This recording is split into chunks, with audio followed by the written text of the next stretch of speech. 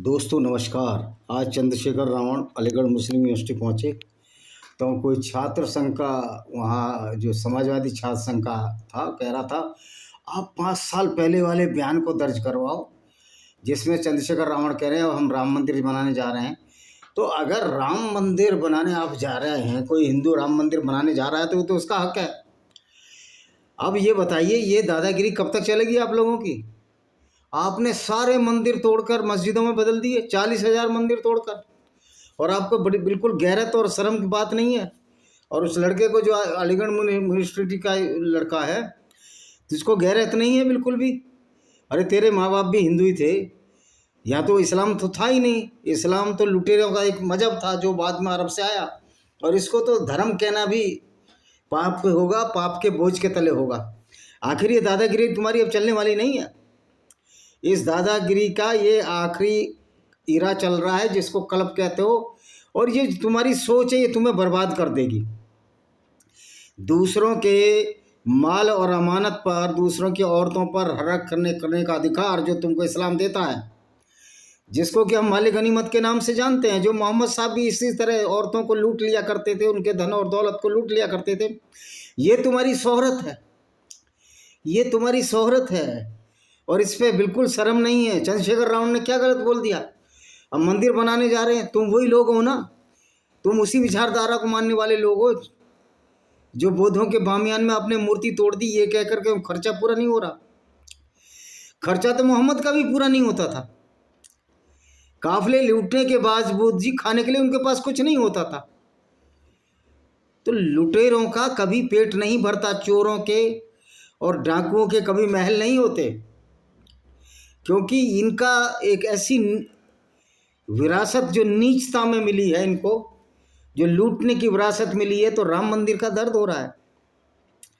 जिस दिन पूरी दुनिया के गैर मुस्लिम जाग गए तो मक्का भी आपसे छीन लिया जाएगा, क्योंकि मक्का भी यहूदियों और पैगान्स बहुदेववादियों का था, जिसमें 360 मूर्तियां थीं, और उसको भी मोहम्मद ने उन लोगों से छीन लिया था और कत्ल गारत कराया था।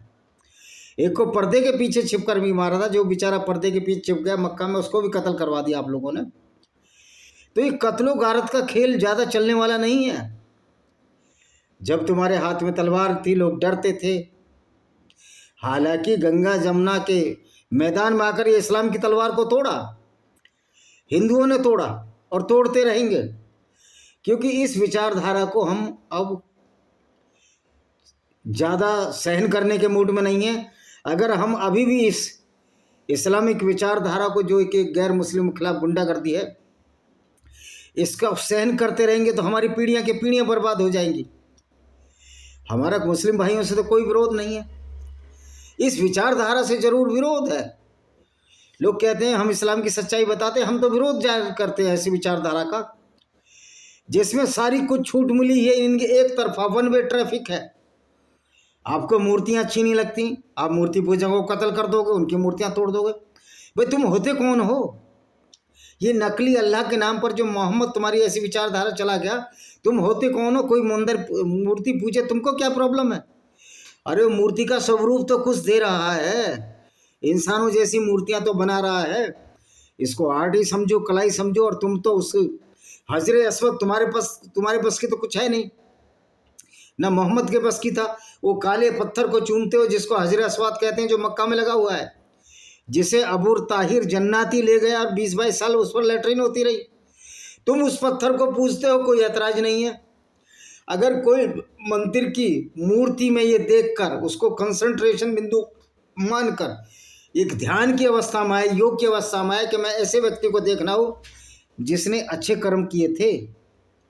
मोहम्मद की मूर्तियां इसलिए ही नहीं बनाते कि मोहम्मद की मूर्तियां बनाने से लोगों के जहन में आएगा ये व्यक्ति कैसा था, ये तो बड़ा खतरनाक व्यक्ति था, ये तो एक जहरीली विचारधारा को जन्म देगा जिसको इस्लाम कहते हैं।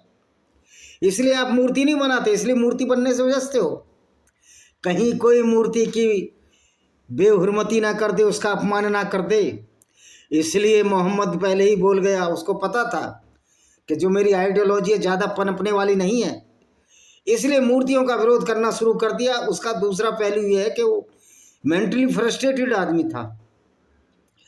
वो देखता था कि जो मेरे विरोधी हैं मूर्ति पूजा करते हैं, 3 देवियां अल्लाह मन्नात और उज्जा की पूजा करते हैं, उन्होंने कहा ये तो हमारे दुश्मन है, तो मूर्तियों को ख़त्म करो।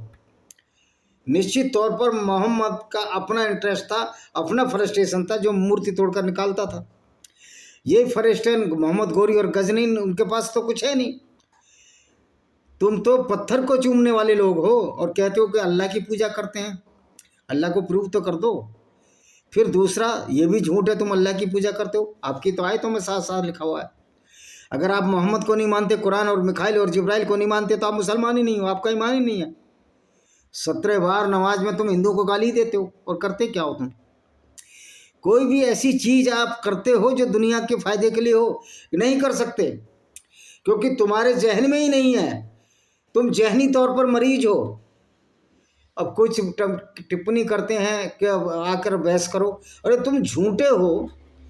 जब तुम्हारा पैगंबर भी झूठा था, जो झूठ बोल देता था कि मैं ऐसे महराज की यात्रा पर गया, जो घोड़े से थोड़ा बड़ा था, छोटा था, और टट्टू से बड़ा, ऐसा तो हमने जानवर ही नहीं देखा। मेरी एमएससी जूलॉजी है, मास्टर डिग्री में मैंने ऐसा कोई जानवर नहीं देखा जिसको तुम बुर्राक कहते हो। और मोहम्मद बिना ऑक्सीजन के ऊपर चला गया, फिर वापस भी आ गया। तो भाई तुम ऐसी चीज़ों को मानोगे तो दूसरा कोई ऐतराज़ ना करे। हम तो कहते हैं तुम बुर्राक मानो, तुम सब कुछ मानो, सारी मूर्खता मानो, धरती को चपटी मानो, धरती को चादर की तरह मानो, धरती को स्थिर मानो, सूर्य को उसके चारों तरफ घुमा दो, जो कि कुरान में लिखा है। वैसे तो अल्लाह में इतनी ताकत नहीं है, वो धरती के चारों तरफ तो सूर्य को आज तक नहीं घुमा पाया और धरती को वो गोल ही नहीं कर पाया। तो ऐसे निर्बल और झूठे अल्लाह को मानने पर तुम मानो, हमें कोई ऐतराज़ नहीं है। लेकिन जब आप मंदिर तोड़ोगे, यहूदियों के सिनेगोग तोड़ोगे और चर्च तोड़ोगे, तो उसका जवाब बखूबी मिलेगा कि लोगों को पता है कि अब इस्लाम में ये अल्लाह एक झूठा करैक्टर है, जिसने मोहम्मद ने अपनी फ़ायदे के लिए अड़ा, और जब मोहम्मद की मौत होगी अल्लाह भी उसी के साथ मर गया। ना कोई अब जिब्रील फरिश्ता आ रहा जो मोहम्मद ने चोरी किया, गैब्रियल फरिश्ता जो कि तोरा और यहूदियों की धर्म पुस्तक है, जिसे ओल्ड टेस्टामेंट बाइबल से चोरी किया। तो अब ये चलने वाला नहीं है भाई। ये गुंडागर्दी, वन वे ट्रैफिक अब नहीं चलेगा। अभी तो सारे मंदिर लेने, और तो मैं यहूदियों को और बहुदेववादियों को कहता हूँ कि मक्का को भी लेना चाहिए। अगर तुम्हारा ईमान सच्चा है, मुसलमानों तुम्हारा धर्म सच्चा है, तो आप मक्का को उनको वापस कर दो जिनका ये धर्मस्थल था। वापस नहीं करोगे, तुम चाहते हो कि डिक्टेटरशिप चले, अब वो चलने वाली नहीं है आपको। आप कहीं भी किसी का सर कलम कर देंगे और लोग हाथ पाथ धरे बैठे रहेंगे। ये तो कायरता है उन लोगों की जो इससे अत्याचार को 1400 साल तक सहते चले आ रहे हैं। अब वो वक्त नहीं रहा। अमेरिका ने तुमको सबक सिखाया, इजराइल ने भी सब सिखाया, और हिंदुस्तान भी सबक सिखाएगा। एक दिन तुम्हारी ये विचारधारा, जो जिहादी विचारधारा है, जो लोगों को कत्ल करती है, लोगों को मारने की बात कहती है, निश्चित तौर पर इस जिहादी विचारधारा का अंत होना ही है।